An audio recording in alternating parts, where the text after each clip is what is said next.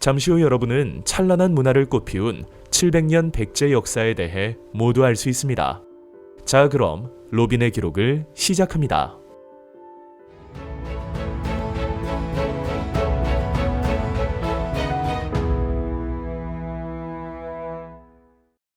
백제는 기원전 18년 부여와 고구려에서 내려온 이주민과 한강 유역의 토착 세력이 결합하여 성립되었으며 한강 유역의 위례성을 도읍지로 하여 건국되었습니다. 이는 주몽의 아들 온조가 하남 위례성에 건국하였다고 전해지는 삼국사기의 기록과 왕족의 성씨를 부여씨로 하였다는 점, 서울 석촌동의 백제 초기 무덤 양식이 고구려 돌무지 무덤 양식과 유사한 점 등을 통해 짐작할 수 있습니다. 백제는 비옥한 한강 유역을 중심으로 농경 문화와 철기 문화가 발달하였고 바닷길을 통하여 중국의 선진 문화를 받아들이기에 유리하였습니다. 백제는 이러한 지리적, 문화적 이점을 바탕으로 빠르게 성장하였습니다. 3세기 중엽, 고이왕에 이르러서는 형제 상속을 통해 왕위 계승이 이루어졌으며 율령을 반포하여 중앙 집권적 국가 통치를 위한 기준을 마련하였습니다. 또한 관제를 정비하여 6좌평제를 실시하였는데 내신좌평은 왕명출납을, 내두좌평은 물자와 창고를, 내법좌평은 예법과 의식을, 위사좌평은 수기병사를, 조정좌평은 형벌과 송사를, 병관좌평은 지방의 군사에 관한 일을 맡게 하였습니다. 또한 16관 등을 마련한 후 백관의 공복을 제정하여 6품 이상은 자줏빛 옷을 입고 은꽃으로 장식하게 하였으며 11품 이상은 붉은 옷을, 16품 이상은 푸른 옷을 입게 하였습니다. 고이왕은 밖으로는 북쪽의 낭랑, 대방군과 싸우고 남쪽으로는 마한의 목지국을 제압하여 한강 유역을 장악하였으며 중국과의 교류를 통해 발전된 문물을 수용하는 등 적극적인 대외 확장을 하였습니다. 이후 4세기 중엽 제위에 오른 근초고왕은 왕위의 부자 상속을 확립하여 왕권을 더욱 강화하였습니다. 또한 마한의 남은 영토를 정복하여 지금의 호남 곡창지대를 확보하고 남해안까지 진출하였으며 남동쪽으로는 가야의 세력권이었던 낙동강 유역까지 영향력을 행사하여 외로 가는 교통로를 확보하였습니다. 이어 북쪽으로는 고구려 평양성을 공격하여 고구 권왕을 전사시키고 황해도 일대를 차지하기도 하였습니다. 이로써 백제는 황해도와 강원도 일부, 경기도, 충청도, 전라도를 포함하는 넓은 지역을 지배하게 되었습니다. 또한 막강한 수군력을 바탕으로 중국 남조의 동진과 교류하여 선진 문물을 수용하였고 외 규슈 지방과 활발히 교류하였으며 중국의 요서 지방에 진출하는 등 활발한 대외 활동을 펼쳤습니다. 근초고왕 시기에 제작되어 제후왕인 외왕에게 하사한 것으로 보여지는 칠지도는 전체 길이가 75cm인 창 모양의 칼로 좌우로 각각 3개씩의 칼날이 가지 모양으로 뻗어 있으며 60일자의 문자가 금으로 새겨져 있습니다. 칠지도의 용도는 무기라기보다는 의식용 도구로 사용되었을 것으로 보입니다. 칠지도는 당시 활발하였던 백제와 외의 교류를 보여주는 유물로 1953년 일본 국보로 지정되었으며 현재 이소노카미 신궁에 소장되어 있습니다.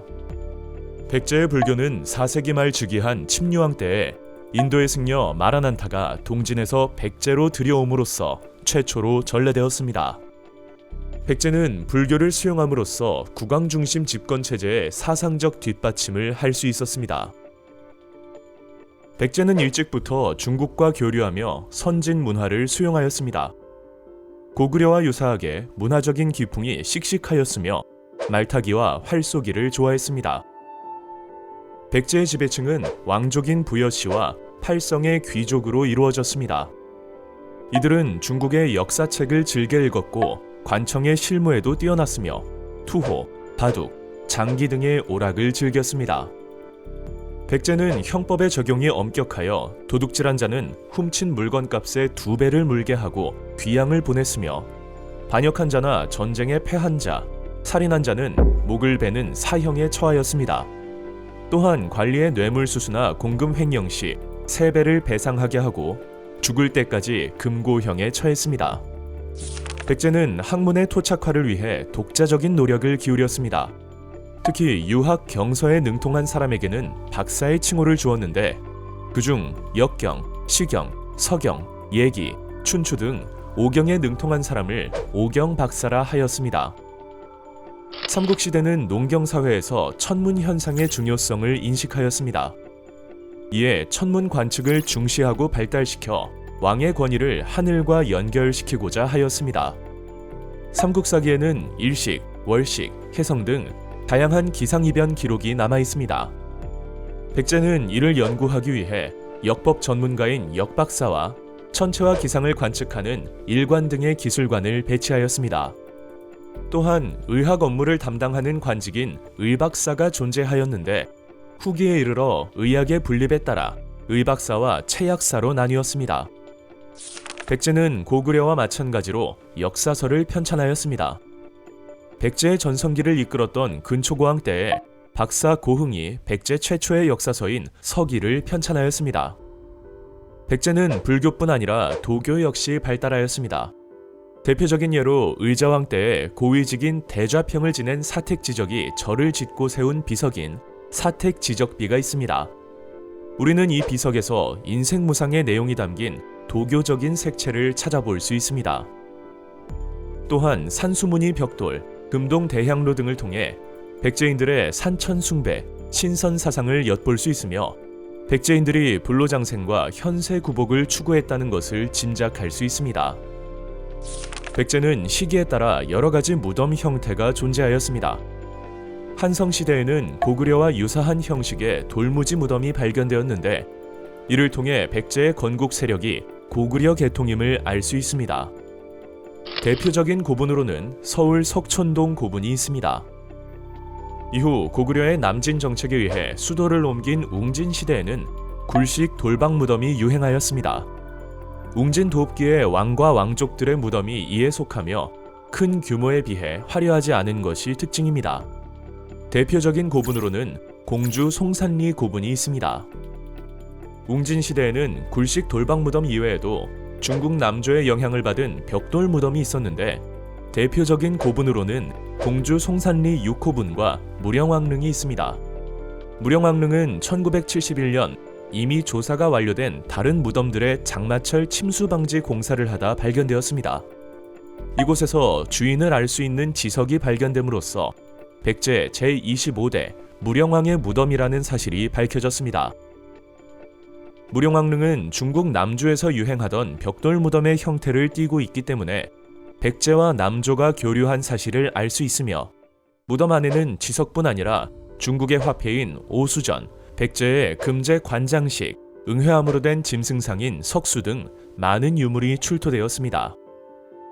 수도를 다시 옮긴 사비시대 역시 굴식 돌방 무덤을 사용하였는데 대표적인 고분으로는 부여 능산리 고분군이 있습니다. 고분 내부에는 벽화가 존재하였고 규모는 작지만 세련된 형태를 띠고 있습니다. 백제는 건축 역시 발달하였습니다. 특히 익산 미륵산은 7세기 무왕 때 세워진 백제 최대의 사찰로 중앙에 목조탑을 사이에 두고 동서로 석탑을 배치한 독특한 구조가 특징입니다. 현재는 익산 미륵사터에 목탑 양식을 계승하여 세워진 미륵사지 석탑이 남아있는데 이곳에서 금제, 사리, 봉안기 등 많은 유물이 발굴되었습니다. 또한 부여에는 목탑 양식을 계승하여 세워진 정림사지 5층 석탑이 자리 잡고 있습니다. 이 석탑은 백제 멸망 후 1층 탑신에 당의 장수 소정방이 글귀를 새겨 평제탑이라고도 불립니다. 백제는 불상 역시 발달하였습니다. 가장 대표적인 불상으로는 절벽에 새겨진 서산 용현리, 마애열의 삼존상이 있는데 부드러운 자태와 온화한 미소가 특징으로 백제의 미소라 불리고 있습니다. 백제의 문화는 일본에 전파되어 야마토 조정의 성립과 아스카 문화가 형성되는 데에 많은 영향을 끼쳤습니다. 백제의 학자 아직기는 일본의 태자에게 한자를 교육하고 박사 왕이는 천자문과 논어를 전했으며 6세기 성왕 때에는 승려 노리사치계가 불경과 불상을 전하였습니다. 4세기의 전성기를 맞이한 백제는 4세기 후반부터 고구려 광개토 대왕의 공격을 받았습니다. 이에 백제는 외와 가야의 원조를 받으며 저항하였지만 결국 고구려에 항복하며 한강 이북 지역을 상실하였습니다. 백제는 고구려 광개토 대왕의 뒤를 이어 즉위한 장수왕의 남진 정책에 대항하여 신라와 나제 동맹을 맺었습니다. 하지만 475년 장수왕의 침입으로 한성이 함락되고 계로왕이 살해되는 치욕을 겪으며 한강 유역을 완전히 상실하였습니다.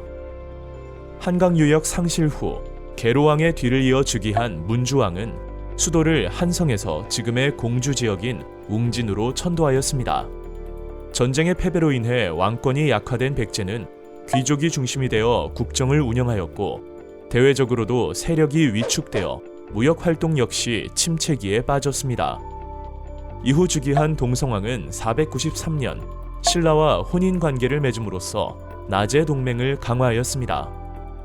또한 탐라를 복속시키고 신진 세력을 등용하며 왕권 강화를 꾀하였지만 호족 세력에게 암살당하며 계획은 실패로 돌아갔습니다.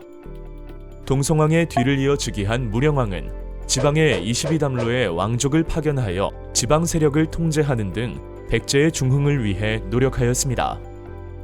또한 중국 남조의 양나라와 활발히 교류하였고 그들의 영향으로 남조의 무덤 양식인 벽돌 무덤 양식으로 무령왕릉을 지었습니다. 무령왕의 뒤를 이어 즉위한 성왕은 538년 지금의 부여에 해당하는 사비로 수도를 옮기고 국호를 일시적으로 남부여로 변경하였습니다. 또한 지방제도를 수도 5부와 지방 5방으로 정비하였고 중앙관청을 22부로 확대 및 재편하는 등 왕권 강화를 위해 노력하였습니다. 또한 성왕은 중국 남조 및 외와 교류하였는데 백제의 승려인 노리사치계가 외에 건너가 불경과 불상을 전해준 것도 성왕의 재위 시기에 해당합니다. 성왕은 신라 진흥왕과 힘을 합쳐 고구려를 공격하여 551년 한강 유역을 일시적으로 회복하였습니다. 하지만 진흥왕의 기습 공격으로 신라에게 한강 유역을 빼앗겼고 553년 나제 동맹은 결렬되고 말았습니다. 이에 백제군이 신라에 복수하기 위해 관산성을 공격하였지만 성왕이 신라군에게 목숨을 잃으면서 백제의 중흥은 다시 물거품이 되고 말았습니다. 시간이 지나 7세기에 즉위한 무왕은 익산에 미륵사를 건립하였습니다. 또한 무왕은 서동요 설화의 주인공이기도 합니다. 무왕 이후 즉위한 의자왕은 윤충을 보내 대야성을 점령하는 등 적극적인 공격으로 신라의 40여 성을 점령하였습니다.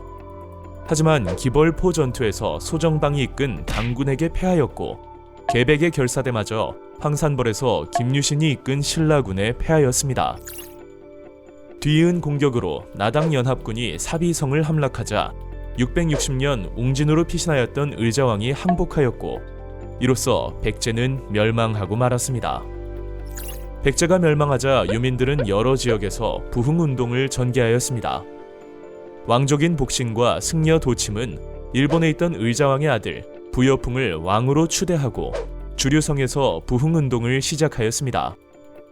흑치상제 역시 임존성에서 군사를 일으켜 백제의 부흥을 꾀하였지만 신라에 흡수당하며 700년 백제 역사는 막을 내리고 말았습니다.